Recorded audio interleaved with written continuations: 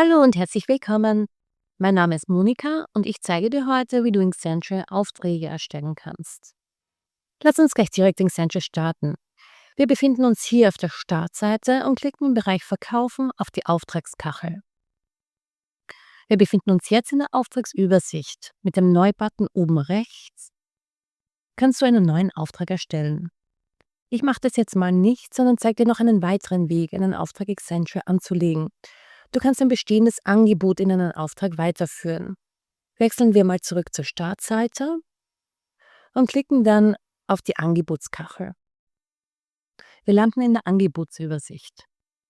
Nehmen wir mal an, dieses Angebot im Status versendet wurde vom Kunden beauftragt. Im Aktionsmenü finden wir die Aktion als Auftrag weiterführen. Wenn du diese Aktion ausführst, wird entsprechend ein neuer Auftrag angelegt, der alle Daten aus dem Angebot übernimmt. Das ursprüngliche Angebot wird auch automatisch mit dem Auftrag verknüpft. Eine dritte Möglichkeit, einen Auftrag in Accenture zu erstellen, ist direkt aus der Kundenadresse heraus. Also sagen wir mal, der Kunde ruft an und gibt telefonisch seinen Bestellwunsch durch.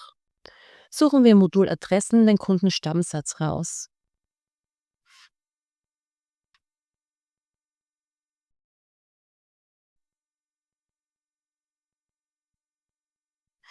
In der Detailansicht des Kundens kann ich direkt hier oben einen neuen Auftrag erfassen. Machen wir das mal. Die Kundendaten werden automatisch übernommen. Schauen wir uns mal an, welche weiteren Daten wir im Auftrag hinterlegen können. Das Feld Internet hier wird automatisch gefüllt, wenn ein Auftrag aus einem Online-Shop importiert wird. Hier steht dann die Online-Shop-Bestellnummer drinnen. Hier kannst du optional eine Accenture-Angebotsnummer angeben, falls du dem Kunden ein Angebot zukommen hast lassen.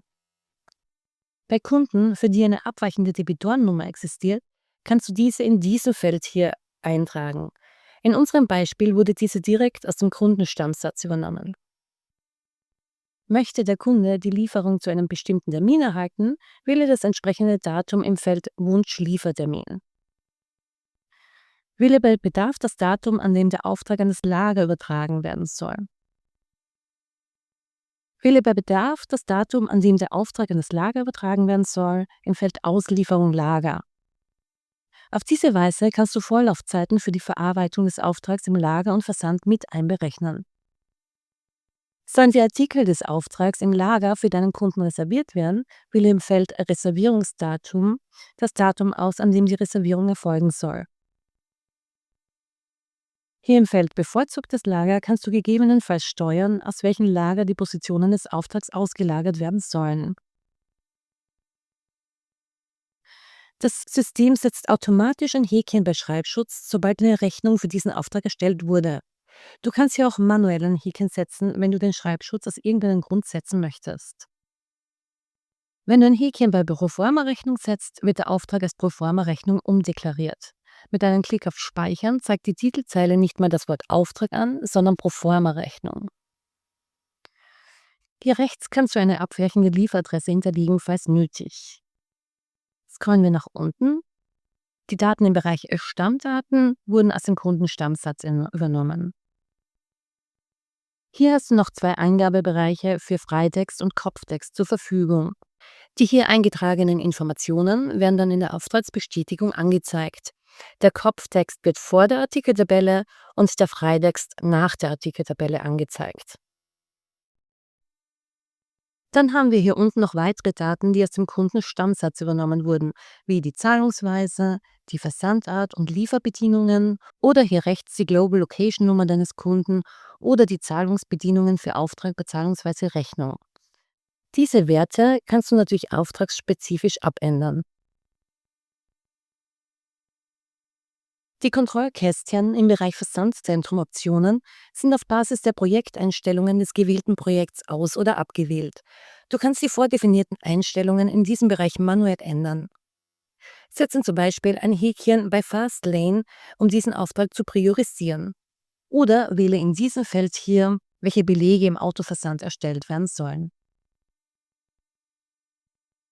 Hier kannst du noch wählen, welche E-Mails an den Kunden versendet werden sollen, also ob der Kunde bei Stornierung seines Auftrags eine entsprechende E-Mail erhalten soll oder die E-Mail-Bestätigung des Versands inklusive Nachverfolgungsnummer vom Versanddienstleister oder die Benachrichtigung über den Eingang der Zahlung. Dann kommt noch ein Bereich für interne Bemerkungen, in dem du wichtige interne Informationen zum Auftrag hinterlegen kannst. Und hier unten kommen noch zwei Bereiche, bei denen die Daten wieder grundsätzlich aus dem Kundendatensatz übernommen werden, wie die Umsatzsteuer-ID, die Besteuerung, die Sprache des Kunden oder die Währung, die bei dem Kunden Verwendung findet. So, und damit haben wir die wichtigsten Auftragsdetails besprochen. Speichern wir das mal und wechseln oben auf den Reiter Positionen. Hier kannst du nun Auftragspositionen hinzufügen. Klicke hierzu auf das Artikel-Eingabefeld. Mit Leertaste wird dir eine Vorschlagsliste angezeigt, in der du direkt das Produkt wählen kannst. Du kannst hier im Artikelfeld auch die Artikelnummer angeben oder den Artikelnamen, um das Produkt zu finden, das bei diesem Auftrag hinzugefügt werden soll. Ist ein Eintrag rot markiert, bedeutet das übrigens, dass es für diesen Artikel keinen Lagerbestand gibt. Du kannst rot markierte Artikel natürlich trotzdem zu deinem Auftrag hinzufügen. Das Lagerampelsymbol für den Auftrag wäre dann aber auch entsprechend rot und du müsstest deinen Lagerbestand entsprechend auffüllen, damit du den Auftrag auch versenden kannst. Du kannst dann noch die Auftragsmenge anpassen oder einen Rabatt für die Position vergeben. Mit Einfügen wird die Position zum Auftrag hinzugefügt. Du kannst Artikel auch über den Button Artikel manuell suchen und neu anlegen zum Auftrag hinzufügen. Hier im linken Bereich könntest du einen neuen Artikel anlegen. Im mittleren Bereich wird dir dein Produktsortiment angezeigt. Und hier im rechten Bereich kannst du eine bestimmte Kategorie wählen. Dann werden dir nur Produkte aus dieser Kategorie angezeigt.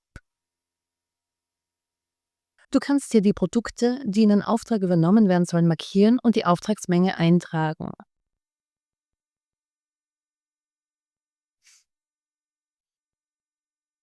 Ganz unten gibt es dann den Button Ausgewählte Artikel übernehmen, womit du die markierten Artikel zum Auftrag hinzufügst.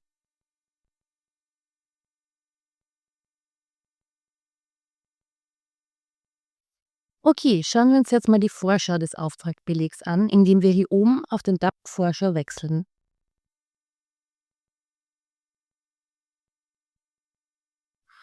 Das ist jetzt die aktuelle Auftragsbestätigung mit dem Logo aus dem Briefpapier, das in den Grundeinstellungen hinterlegt ist, die Kundenadressdaten, Auftragsdatum und Bearbeiter. Und hier unten sehen wir die Artikeltabelle. Der Auftrag befindet sich noch im Entwurfsmodus, da ich ihn noch nicht freigegeben habe. Das können wir jetzt gleich mit dem Button Freigabe hier oben durchführen. Wir landen wieder auf der Detailseite und sehen, dass der Auftrag jetzt eine Auftragsnummer zugeordnet bekommen hat.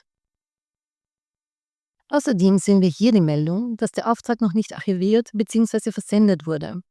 Um unserem Kunden die Auftragsbestätigung per Mail zuzuschicken, klicken wir auf den Button Dokument versenden.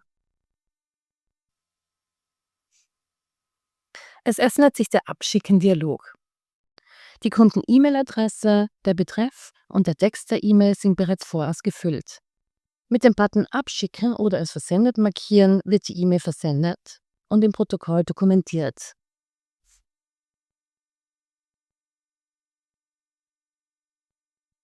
So, wir haben jetzt einen Auftrag erstellt, bearbeitet, freigegeben und die Auftragsbestätigung per E-Mail an den Kunden versendet. Im Aktionsmenü kannst du nun weitere Schritte ausführen, wie zum Beispiel eine Bestellung anlegen, Teillieferungen erstellen oder den Auftrag ans Versandzentrum übergeben. Aber das war's erstmal zum Thema Auftrag erstellen. Vielen Dank fürs Zuschauen und bis zum nächsten Mal.